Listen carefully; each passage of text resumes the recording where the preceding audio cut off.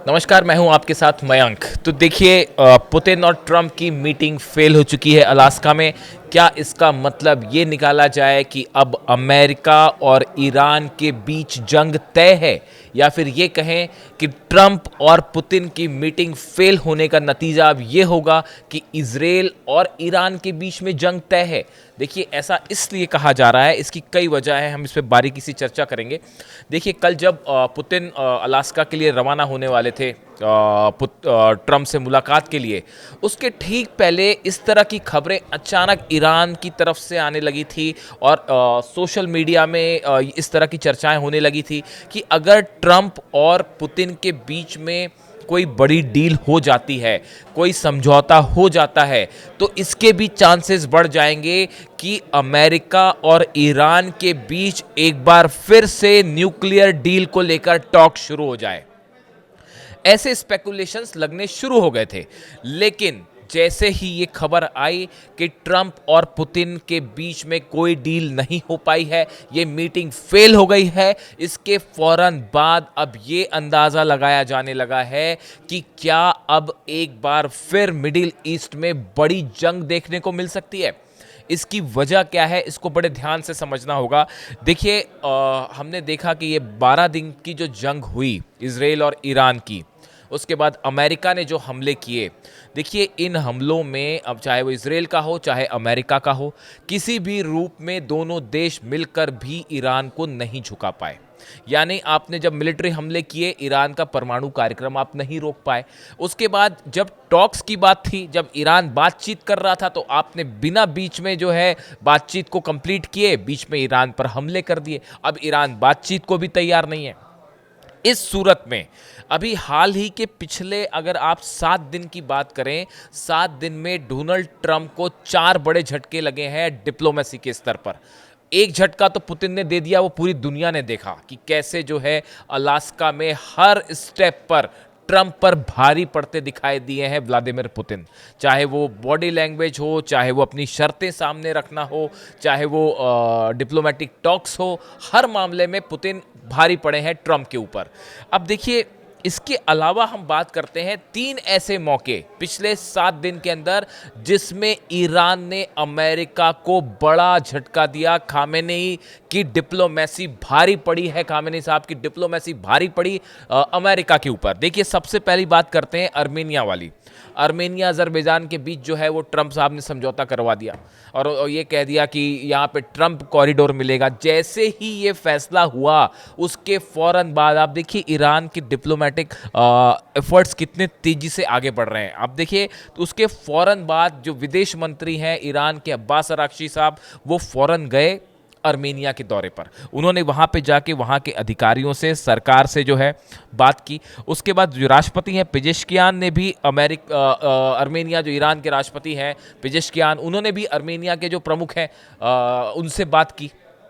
जिसके बाद इस पूरे मामले में अर्मेनिया ने 360 डिग्री यू टर्न लिया और अर्मेनिया से इस तरह के बयान आने लगे कि जो जांगेजुर है, उसको लेकर जो कॉरिडोर की बात हो रही है, वो उसके लिए अर्मेनिया अब पीछे हटने लगा है।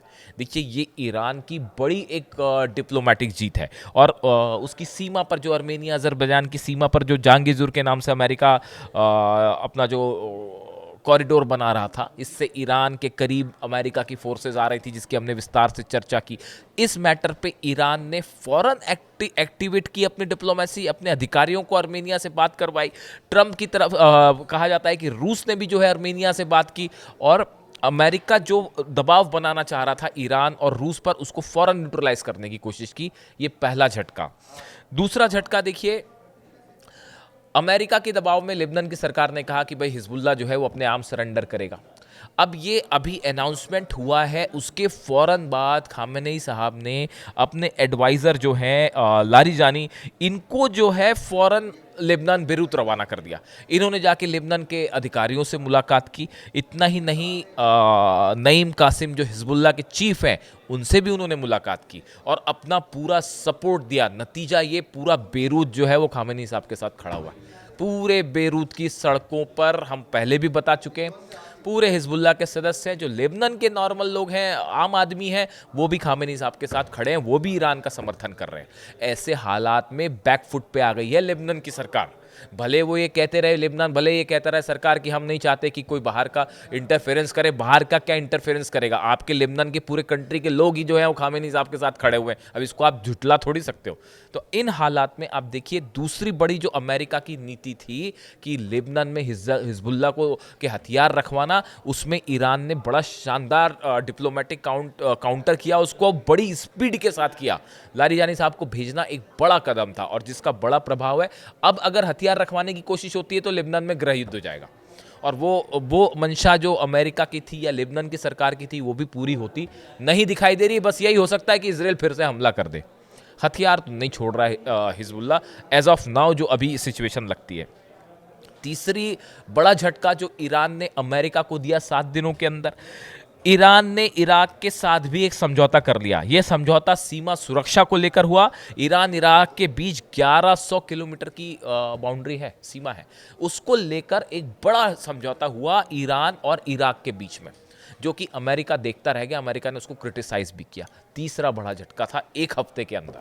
यानी आप देखिए, डिप्लोमेटिक स्तर पे बड़ी तेजी से ईरान और अमेरिका के बीच जो है वो एक प्रकार का जंगी कह लीजिए आप, डिप्लोमेटिक वॉर छिड़ा हुआ है। और 3 मौके ऐसे आए जब खामेनी साहब के एडमिनिस्ट्रेशन ने, सरकार ने अमेरिका को करारा जवाब दिया है 7 दिन के अंदर। और उसके बाद ये जो चौथा झटका अलास्का में पुतिन ने दिया, वो तो पूरी दुनिया ही देख रही है। देखिए, ना सिर्फ पुतिन ने अपनी बात सामने रखी, और किसी भी दबाव में आने का, पुतिन वैसे भी कभी किसी के दबाव में आते नहीं, बिना दबाव में आए उन्होंने साफ साफ कह दिया रूस का नेशनल इंटरेस्ट फर्स्ट है। जो हमारे इलाके पे दावा कर रहे हैं वो यूक्रेन पे, हम उसको किसी हालत में नहीं छोड़ेंगे, और डील तो तभी होगी जब हमारे नेशनल इंटरेस्ट सामने रखे जाएंगे। रूस की हित की, रूस की सुरक्षा की बात पहले होगी। आप देखिए, एक प्रकार से यही बात खामेनी साहब ने भी की। युद्ध होता रहा, ईरान पे हमले होते रहे, ईरान ने भी अपनी मिसाइलें दाग दाग के जो है वो इजराइल को करारा जवाब दिया। भले लाख हमले हुए हो ईरान पर, लेकिन खामेनी साहब अपनी बात पे अड़े रहे, किसी भी हालत में दबाव में नहीं आए, झुके नहीं, पूरा ईरान उनके साथ खड़ा रहा। ये एक बड़ा सेटबैक था अमेरिका के लिए कि वो ईरान का मोरल डाउन नहीं कर पाए, ईरान का आत्मविश्वास, ईरान का ईमान कुछ भी नहीं हिला पाए। ये बड़ा सेटबैक था थॉट के स्तर पर अमेरिका को। और अब देखिए, बिल्कुल ऐसा ही पुतिन ने भी किया कि उन्होंने इस बात को साफ कर दिया कि भाई देखिए, आप हो सकता है कि पावरफुल कंट्री हो, लेकिन हमारा नेशनल इंटरेस्ट फर्स्ट है। और पुतिन ने इस बात को जिस बेबाकी से वहाँ पे सामने रखा, वो उससे पूरे समीकरण बदल गए इस खेल के कि कोई डील नहीं होगी। अब देखिए, इस पूरे मामले में सवाल ये है कि क्या ट्रंप, और जहां से हमने शुरू की थी बात, क्या ट्रंप और पुतिन की मुलाकात फेल होने के बाद ईरान में अब जंग होगी? अब आप सोचिए कि क्या रास्ता बचा है अमेरिका के पास, कैसे आप ईरान को रोकोगे? ईरान ने कह दिया यूरेनियम एनरिचमेंट नहीं रोकेंगे, ईरान ने कह दिया अब हम आप पे विश्वास नहीं करेंगे, आपने हमला क्यों किया। ईरान कह रहा है कि साहब पहले हमको हर्जाना भर के दो, जो आपने हमारे ऊपर हमला किया, नुकसान पहुंचाया, उसका हर्जाना दीजिए, फिर बात होगी। इन सूरत में अब अमेरिका के पास क्या चारा है? बहुत सारे कई बार, अच्छा एक बात और है कि कई बार मेरे दर्शक ये पूछते हैं कि जब आप ये एक्सपर्ट कहते हैं तब आपका क्या मतलब होता है? देखिए, एक्सपर्ट का मतलब ये होता है कि आप बहुत सारे मिडिल ईस्ट के अखबार पढ़ते हैं, न्यूज़ चैनल्स देखते हैं, बहुत सारे थिंक टैंक्स होते हैं, अलग अलग ग्रुप्स होते हैं, बहुत सारे राइटर्स होते हैं जो अपने व्यूज़ सोशल मीडिया पे रखते हैं, तो हम उनका रेफरेंस, उनकी बात करते हैं। एक डिफेंस से जुड़े बड़े सारे लोग हैं जो इस इश्यूज़ को फॉलो करते हैं, उनके आर्टिकल्स आते हैं अलग अलग, हम उन्हें एनालाइज करते हैं और उसी के लिए हम एक्सपर्ट मान के चलते हैं। देखिए, एक बड़ा वर्ग ये मान के चल रहा है कि अमेरिका ईरान पर फंस चुका है। देखिए, अगर हमले करता है इजराइल, अगर हमला करता है तो इजराइल का हाल क्या हुआ था वो आपने देखा। मिसाइल्स की बरसात हो गई, डिफेंस सिस्टम इजराइल का ध्वस्त कर दिया गया। अमेरिका की जितनी मिसाइल्स थी डिफेंस सिस्टम वाली, वो सब थाड़ की खत्म हो गई। अब आप हमला नहीं कर सकते ईरान पे, हमला करोगे तो इस बार तो ईरान पिछले के मुकाबले कई गुना मजबूत है, कई गुना मजबूत है। फाइटर जेट्स भी हैं, डिफेंस सिस्टम भी है। कई सारे लोगों ने ये सवाल किया, इस तरह के सवाल हैं कि क्या रशिया का S-400 ईरान पहुंच चुका है, इस तरह के सवाल हैं। देखिए, हमारा एनालिसिस ये कह रहा है, हम कोई दावा नहीं करते, इसका कोई दावा नहीं है, लेकिन जब आप अलग अलग खबरों को जोड़ के समझने की कोशिश करते हो तो ऐसा लगता है कि ईरान के पास रशिया का S-400 सिस्टम ना सिर्फ पहुंच गया है बल्कि डिप्लॉय भी हो गया है। अब हम ऐसा क्यों कह रहे हैं? एक टेस्ट होता है इस्फहान के पास, एक मिसाइल टेस्ट हुआ जो ये बताता है कि ये वो मिसाइल थी जो S-400 में यूज़ होती है। तो आपको चीज़ों को कोरिलेट करना होता है। कोई कंट्री आके ये नहीं बताएगी कि हाँ हमने जो है वो अपना डिफेंस सिस्टम लगा लिया है, ऐसे नहीं होता। तो इसीलिए देखिए कई बार ये सवाल उठते हैं, दर्शक सवाल उठाते हैं, तो उस पर ठीक है ये बात हर चीज़ का, लेकिन वॉर में अनाउंसमेंट नहीं किया जाता। ये भी एक स्ट्रैटेजी होती है कि आपके पास क्या हथियार है, आप अनाउंसमेंट थोड़ी कर दोगे। तो इन हालात में अब देखिए बहुत सारे लोगों का ये मानना है कि अमेरिका फंस चुका है, अगर जंग करेगा तो ईरान जो है उसका करारा पलटवार करने के लिए तैयार बैठा है, और इस बार शायद रूस भी साथ आ जाए और चाइना भी साथ आ जाए। वॉर करना मुश्किल हो गया है, टॉक्स के लेवल पर आप ईरान को झुका नहीं पा रहे हो। इन हालत में फंस गए हैं नेतन्याहू, इजराइल, कि अब किया जाए तो क्या किया जाए। तो ज़्यादा से ज़्यादा यही कर सकते हैं कि गज़ा पे हमला कर दें, ज़्यादा से ज़्यादा ये कर सकते हैं कि लेबनान पर जो है वो एयर स्ट्राइक करते हैं, और हूती पे करेंगे तो हूती भी जवाब दे देगा। तो अब इन पूरे मामले में ईरान के साथ न्यूक्लियर टॉक्स फंस चुकी हैं, और बुरे फंसे हुए हैं इसमें अमेरिका और इजराइल। अब ये बात आगे कैसे बढ़ेगी? क्या फिर से एक बार जंग की तरफ मामला बढ़ता दिख रहा है, और इस बार मिडिल ईस्ट में जंग का मतलब होगा एक बड़े स्केल पर वॉर, पिछली बार की तरह नहीं कि सिर्फ ईरान अकेला लड़ता रहा। तो अब देखिए फिलहाल न्यूक्लियर टॉक्स को लेकर जो मामला है वो बड़ा पेचीदा हो गया है, खासकर इस ट्रंप और पुतिन की मुलाकात के फेल होने के बाद, इसमें डील ना होना। अब इसका नतीजा क्या होगा, इसको लेके ईरान की तरफ से क्या प्रतिक्रिया आती है, हमारी इस पे नज़र है। जो भी अपडेट होगा आप तक पहुंचाएंगे। Thank you so much.